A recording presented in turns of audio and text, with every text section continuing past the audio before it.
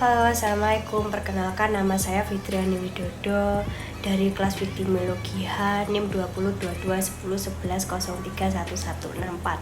Di sini saya akan mempresentasikan hasil resum dari judul buku Viktimologi Perlindungan Hukum Terhadap Korban Kejahatan edisi kedua yang dituliskan oleh Rena Yulia dan diterbitkan pada tahun 2021.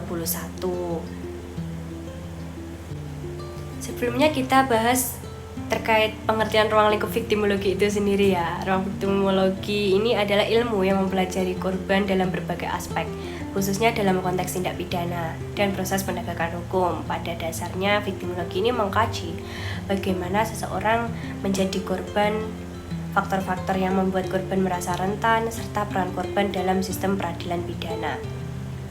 Dari pengertian dan ruang lingkup viktimologi ini, viktimologi tidak hanya fokus pada korban kejahatan, tetapi juga pada korban kecelakaan dan korban bencana alam. Namun, sejak adanya perkembangan di pemikiran viktimologi pada tahun 1985, fokusnya ini lebih diarahkan pada korban yang lahir dari perbuatan kejahatan dan penyalahgunaan kekuasaan. Karena korban bencana alam ini dianggap sebagai kejadian di luar kendali manusia. Adapun tujuan viktimologi ini menurut Muladi yang pertama menganalisis berbagai aspek yang berkaitan dengan korban. Adapun yang kedua menjelaskan sebab-sebab yang bisa terjadinya viktimisasi atau proses menjadi korban itu. Adapun selanjutnya mengembangkan tindakan dan sistem untuk meringankan penderitaan korban. Lalu kita masuk dari studi objek viktimologi. Menurut Arif Gosita menyebutkan bahwa ruang lingkup ini meliputi beberapa hal penting, yakni berbagai bentuk viktimisasi yang diakibatkan oleh tindakan kriminal. Adapun teori-teori yang menjelaskan mengapa seseorang ini kok menjadi korban. Selanjutnya pihak-pihak yang terlibat dalam viktimisasi, seperti pelaku, korban, dan aparat penegak hukum, seperti polisi, jaksa, dan hakim. Adapun reaksi sosial dan respon formal terhadap viktimisasi, termasuk upaya pencegahan dan penegakan hukum itu. Yang terakhir, faktor-faktor yang bisa memicu viktimisasi atau kejahatan yang terjadi itu sih. Nah, selanjutnya membahas terkait perkembangan viktimologi sendiri ini secara internasional pada sejak Kongres PBB kelima di Geneva pada tahun 1975. Perhatian terhadap korban mulai meluas, tidak hanya kejahatan konvensional seperti pencurian dan penganiayaan, tetapi juga kejahatan yang lebih kompleks seperti terorisme, pembajakan, dan kejahatan kerah putih, ataupun yang disebut menekankan pentingnya memperhatikan kejahatan yang dilakukan oleh kelompok terorganisasi dan berdampak besar seperti pencemaran lingkungan dan korupsi. Sementara Kongres ke-7 pada tahun 1985 menambahkan fokus pada kejahatan ekonomi, pelanggaran lingkungan, perdagangan, narkoba ilegal, terorisme. Adapun perkembangan viktimologi di Indonesia mulai mendapatkan perhatian serius pada tahun 2016 dengan berdirinya Asosiasi Pengajar Viktimologi Indonesia melalui berbagai konferensi dan pelatihan. Upaya dilakukan untuk meningkatkan pemahaman akademisi tentang viktimologi dan pentingnya perlindungan korban, khususnya bagaimana peran viktimologi dalam membela korban. Seperti pertemuan yang berikutnya di Universitas Balikpapan tahun 2017 itu mencoroti perlunya optimalisasi perlindungan hukum bagi korban, baik korban tindak pidana, pelanggaran HAM, kecelakaan maupun bencana alam. Seringkali korban dimana sebagai korban terlupakan yang tidak mendapatkan perlindungan cukup dalam proses hukum dan sosial.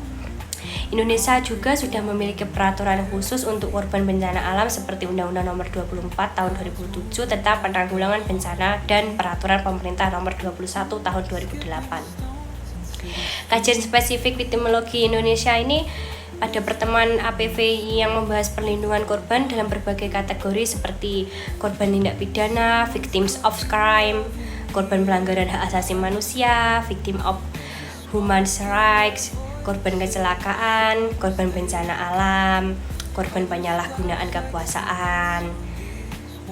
Lalu perkembangan konsep viktimologi baru itu ada green victimology hijau. Konsep ini memandang bahwa korban tidak hanya manusia tetapi juga lingkungan hidup seperti hewan, pohon, sungai, dan hutan dapat menjadi korban kejahatan lingkungan. Kajian ini menelaah dampak sosial dan respon institusional yang terhadap kejahatan lingkungan.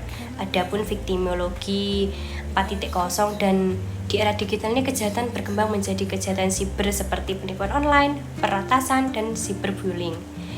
Siberviktimologi mempelajari korban kejahatan digital yang jumlahnya sangat besar dan memerlukan pendekatan penanganan berbeda dibanding korban kejahatan konvensional. Dari kesimpulan ruang lingkup viktimologi ini yang terus berkembang dapat dilihat dari subjek korban, dari yang awalnya hanya manusia, sekarang juga meliputi lingkungan sebagai korban. Jenis kejahatan dari kejahatan konvensional berkembang menjadi kejahatan siber, kejahatan ekonomi, kejahatan lingkungan, dan lainnya. Perlindungan korban meliputi hak-hak korban dan perlindungan dalam proses penegakan hukum agar korban ini tidak mengalami menjadi korban yang kedua kali yang sering terjadi selama proses peradilan. Pemahaman ini sendiri menegaskan bahwa viktimologi tidak hanya memahami korban dari sisi kejahatan tetapi juga merespon dinamika sosial dan teknologi zaman sekarang untuk memberikan perlindungan dan keadilan yang optimal bagi korban. Lalu masuk dalam aspek psikologis korban. Korban kejahatan sering mengalami gangguan psikologis yang cukup serius. Trauma ini muncul bisa berupa ketakutan, yang stres, serta kecemasan yang berkepanjangan. Saat mengalami kejahatan seperti ini dapat diartikan biasanya merasa sangat takut, merasa tidak aman, dapat mengganggu kestabilan emosinya. Trauma ini juga hanya menghantui korban dalam jangka waktu yang lama, bahkan hingga bertahun-tahun jika tidak mendapat penanganan yang tepat. Misalnya korban pelecehan seksual atau kekerasan rumah tangga bisa mengalami mimpi buruk, gangguan tidur, dan kehilangan nafsu makan. Bahkan dalam kasus yang berat, korban bisa merasa ingin bunuh diri sebagai pelarian trauma yang dirasakan oleh korban.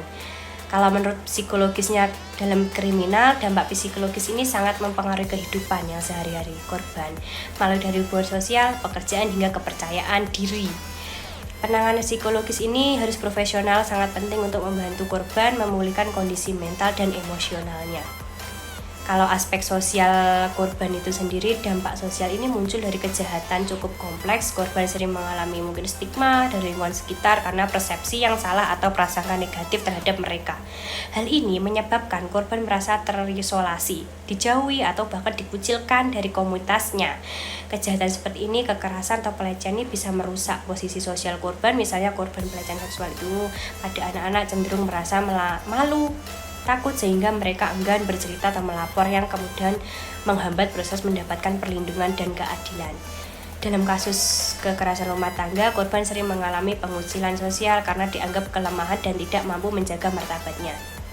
Selain itu, korban mungkin sering mengalami kesulitan berpartisipasi aktif dalam kehidupan sosial dan ekonomi. Mereka mungkin merasa takut untuk kembali ke masyarakat atau mengalami penurunan kualitas yang hubungan sosialnya ini menurun, semakin mempengaruhi tekanan psikologisnya. Maka perlindungan sosial ini termasuk pendampingan hukum, bantuan psikologis, serta program rehabilitas menjadi sangat penting untuk memulihkan, mengembalikan posisi sosial korban. Upaya ini memang harus dilakukan secara sistematis dan berkelanjutan sih, karena agar korban tidak merasa sendiri dalam menghadapi penderitaan dan stigma yang ada.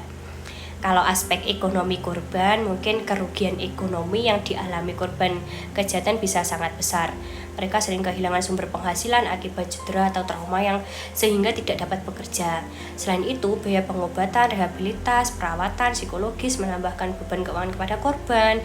Dalam ranah hukum, korban tidak memiliki hak dan tidak mendapat ganti rugi secara material, baik dari pelaku maupun dari negara. Ganti rugi ini bisa meliputi biaya pengobatan, kehilangan pendapatan, dan kerusakan harta benda.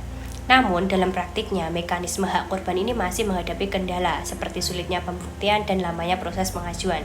Di Indonesia ini, pemerintah telah menyediakan mekanisme kompensasi dan restitusi melalui regulasi seperti Undang-Undang tentang Perlindungan Korban, tetapi implementasinya di lapangan ini masih belum optimal, belum mendapatkan perlindungan ekonomi yang memadai. Maka oleh karena itu, perlindungan ekonomi menjadi dasar atau aspek penting agar korban bisa bangkit kembali secara finansial dan menjalani kehidupannya secara layak.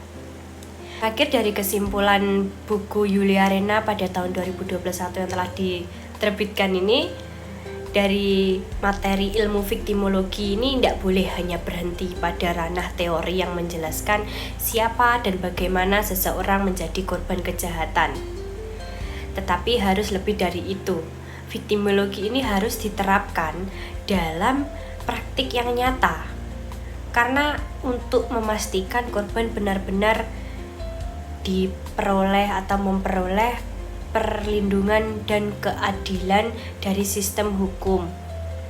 Korban tidak boleh lagi dipandang sebagai pihak yang lemah, yang kalah, atau pasif yang hanya menerima akibat dari perbuatan yang telah dilakukan kejahatan itu. Melainkan harus diakui sebagai subjek hukum juga yang memiliki hak, martabat, dan kepentingan yang patut dijaga oleh aparat penegara. Dalam pandangan ini yang dimaksudkan perlindungan korban atau harus bersifat menyeluruh, maksudnya ini harus terpadu, harus mencakup 3 dimensi yang utama. Ada perlindungan hukum, yaitu hak korban untuk mendapatkan keadilan melalui proses hukum yang terjadi atau yang transparansi dan tidak diskriminasi, termasuk atas ganti rugi, lalu restitusi dan kompensasi dari negara. Yang kedua, ada pun perlindungan psikologis yang berfokus pada pemenuhan atau pemulihan trauma. Dari pemulihan trauma ini supaya ketakutan dan kegangguan emosional ini akibat tindak kejahatan yang terjadi ini nggak kembali lagi dari psikologisnya, nggak terulang, nggak terpikirkan oleh korban. Adapun perlindungan sosial yang mencakup dukungan dari lingkungan dan lembaga sosial agar korban ini tidak merasa dikucilkan, agar dapat menjalani kehidupan yang normal di tengah kegiatan masyarakat. Lalu Yulia Rena juga menekankan bahwa keadilan bagi korban ini sangat penting, harus sangat diwujudkan dengan menghukum melalui pelaku, tetapi juga harus dengan memastikan bagaimana korban ini mendapatkan kesempatan untuk pulih secara utuh tanpa tidak ada luka maupun fisik, mental maupun sosial. Ia pun memperkenalkan konsep akses terhadap keadilan, access to justice, yaitu jaminan agar korban dapat menggunakan hak-haknya yang tidak tanpa ketakutan atau tanpa takut, tanpa tekanan, dan tanpa diskriminasi. Nah, setelah proses hukum selesai, korban ini juga perlu mendapatkan pemulihan dan reintegrasi sosial agar kenapa? Agar dapat kembali diterima oleh lingkungan tanpa ada pandangan atau stigma dengan rasa yang takut atau pandangan dari orang lain yang mungkin negatif. Maka dari itu, Yulia Rena juga menuliskan atau menegaskan bahwa prinsip-prinsip viktimologi harus menjadi bagian dari kebijakan hukum nasional, bukan hanya dibahas dalam tataran akademis. Negara pun juga harus hadir dan bertanggung jawab dalam memberikan perlindungan yang nyata pada korban, membangun sistem yang berpihak pada korban, serta memastikan bahwa hukum ini benar-benar berjalan dengan adil dan berfungsi untuk menciptakan keadilan itu sendiri. Lalu bagaimana hati berkemanusiaan manusia ini harus dijadikan jembatan penting antara teori hukum dan upaya perlindungan korban di dunia yang nyata ini. Baik, sekian presentasi dari saya akhiri. Wassalamualaikum warahmatullahi wabarakatuh. Terima kasih banyak atas perhatiannya.